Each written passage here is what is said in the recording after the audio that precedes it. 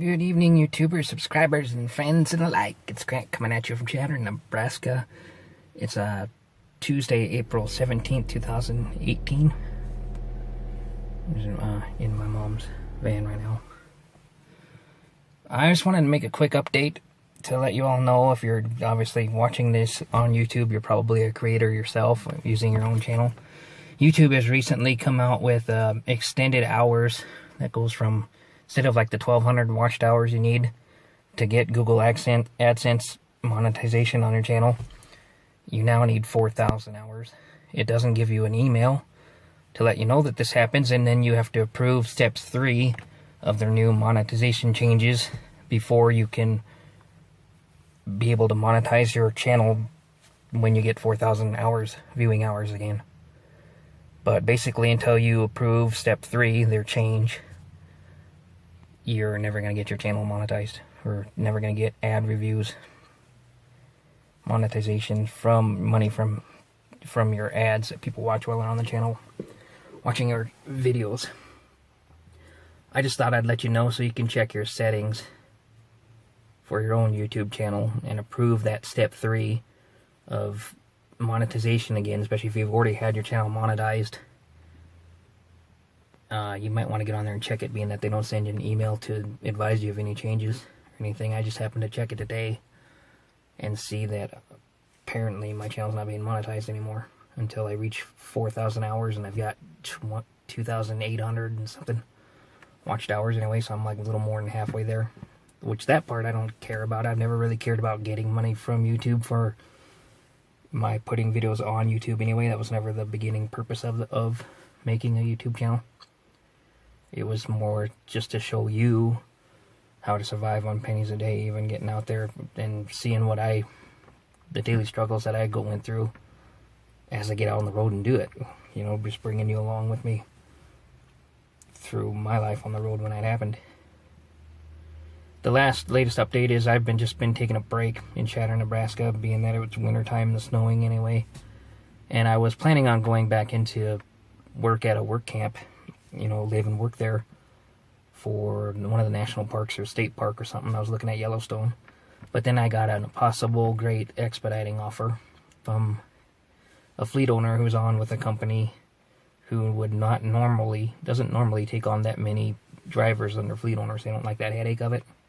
They'd rather just hire on owner-operators with people who have more skin in the game, so to speak. But this company's letting 2 fleet owners take on drivers for existing vans that they already have on with the company, to try it out anyway, and more because they need more people to apply, so they have more vans out there, because they've realized, you know, they got to get 2 or 3 more vans or whatever out there on the road to service the areas that they need to service for expediting.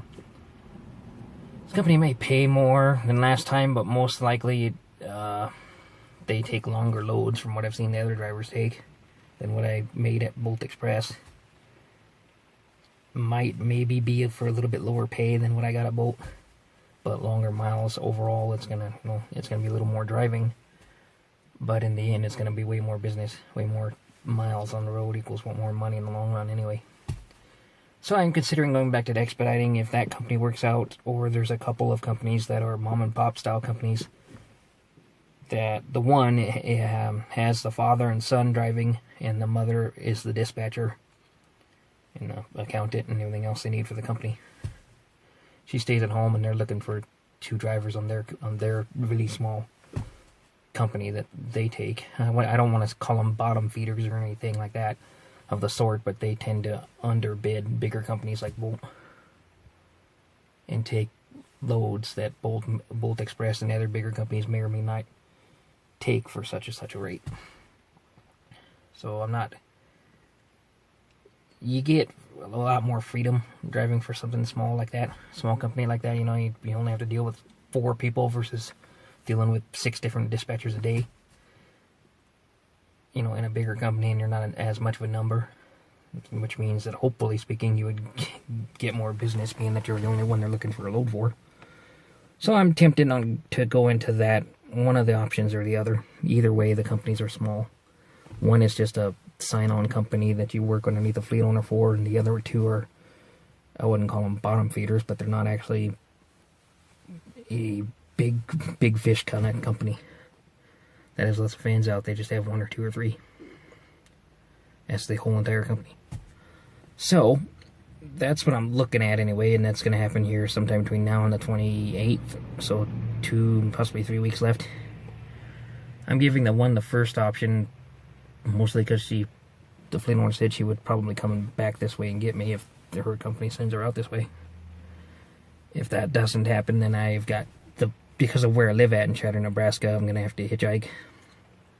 Or possibly pay my mom gas to drive me 2 hours to a bus depot someplace or another, either Rapid City or South Dakota, or I can't think of the city now. It's 2 hours south here in Nebraska. I should know too. Offhand, for some reason, I can't think of it, but there's a bigger city that's 2 hours south near the interstate that has a bus line. So I can get on the bus and then go east and look up one of those 2 other companies. So, but either way, I've got to do something by the 1st. So by May 1st, I'm already a month later than I had originally planned on being out of Chatter, Nebraska. I was on March 1st. So I'm already a month and a half, almost 2 months late. But it is what it is, and the weather has not been all that great here or elsewhere. I mean, every other day it's been sunny or snowy or rainy, so I haven't been to get up and go on leaving anyway, because, I mean, the last thing I want to do is be hitchhiking out in the rain. I don't know for sure what all I'm going to do. I've got money on me. The other option I could do is buy something small, like a van or a car or something for $500 and take it across, but then you have to worry about storing it someplace, and then it never gets drove anyway because you're driving a work van. So I'm not really too I don't know what the word for that is either. Too thrilled about going that route. I'd rather just take a bus and go over there and see. But anyway, this is a quick update about YouTube. I'm going to put the attachment at the very end here that has no audio to it. I just show you on my phone what the YouTube says on a computer. So, like and subscribe, leave comments, and we'll catch you in a flip.